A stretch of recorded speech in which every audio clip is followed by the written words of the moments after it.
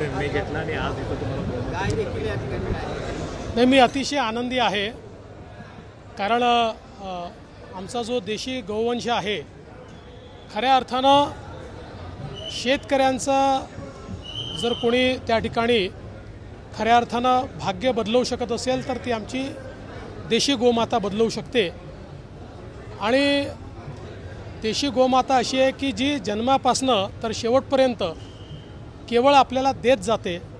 आणि म्हणूनच आज त्या संदर्भातला निर्णय माननीय मुख्यमंत्र्यांच्या नेतृत्वात आम्ही घेतला। आणि एवढंच नाही तर गोशाळांना देखील देशी गोवंशाकरता 50 रुपये प्रति गाय अनुदान देण्याचा निर्णय आम्ही घेतला।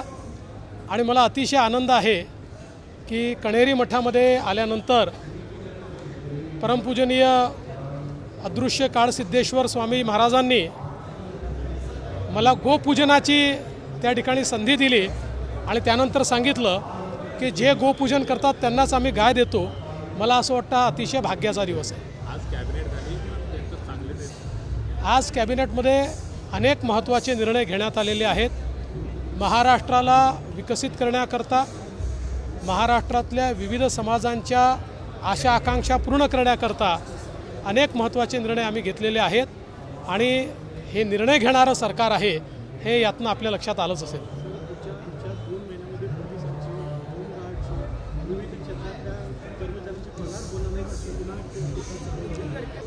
बिलकुल नाही। बघा, गडकरी साहेबाची एक बोलण्याची स्टाईल आहे। तुमच्या माहितीकरता सांगतो, उलट आजच आम्ही होमगार्डचे जे पैसे आहेत त्यांना जे भत्ते मिळत होते ते दुप्पट केले आहेत। आणि महाराष्ट्रामध्ये आमच्या विरोधकांनी अशा प्रकारे संभ्रम पसरवण्याचा प्रयत्न केला, पण आम्ही बजेटमध्येच व्यवस्था केलेली आहे। ही योजना बजेटच्या बाहेरची नाही। बजेट मांडताना ती योजना आम्ही त्याच्यात टाकलेली आहे। जेवढ्या आमच्या योजना आहेत त्या योजना बजेटमध्येच आहेत। त्यामुळे पगाराकरता प्रॉब्लेम नाही, इतर योजनांकरताही प्रॉब्लेम नाही, विकासाकरताही प्रॉब्लेम नाही। हे सगळे पैसे वेगवेगळ्या प्रकारे ठेवलेले आहेत। आता विरोधकांच्या पोटात जरा जोरात दुखायला लागल्यामुळे ते रोज संभ्रम फैलवतात की आता हे बंद होणार, ते बंद होणार। काही बंद होणार नाही, सगळं चालणार आहे। मराठा आरक्षणाच्या संदर्भातलं जे अहवाल होते आणि उपसमितीची बैठक सुद्धा होती, मात्र जरांगे पाटीलांनी आरोप केला आहे थेट अमित शहाच्या वतीने त्यांनी आता या मानगडीत पडू नये असं आहे की त्यांना काय आरोप करायचे आहेत त्यांना करू द्या, पण मराठा समाजाला न्याय मिळण्याच्या दृष्टीने आमचं सरकार सातत्याने कार्यरत आहे।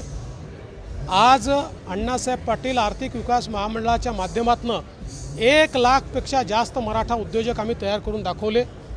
सारथीच्या माध्यमातून IAS, IPS, MPSCतले विद्यार्थी आम्ही त्या ठिकाणी करून दाखवले।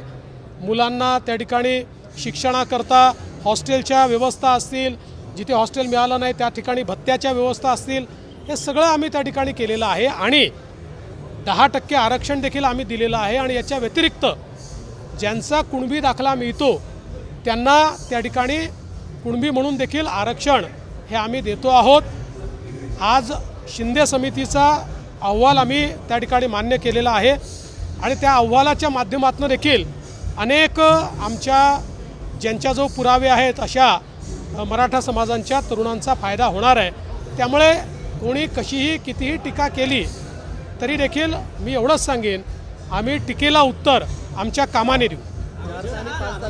राहुल गांधी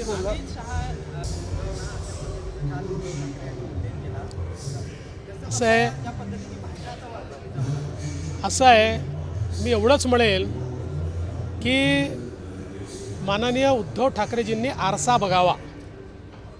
कारण ज्या काश्मीरमध्ये 370 कलमामुळे काश्मीर भारतापासून दूर झालं होतं ते 370 कलम रद्द करणारे मोदीजींसोबत अमित शहा आहेत।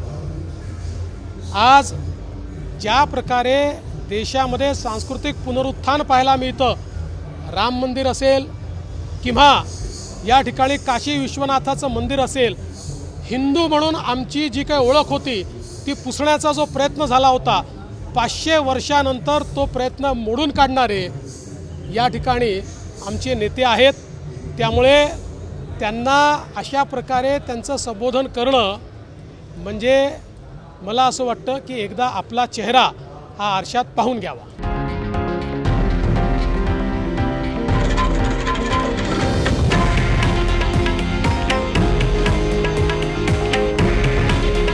हे आहे देशातील नंबर 1 न्यूज नेटवर्क आणि आपण पाहत आहात TV9 मराठी.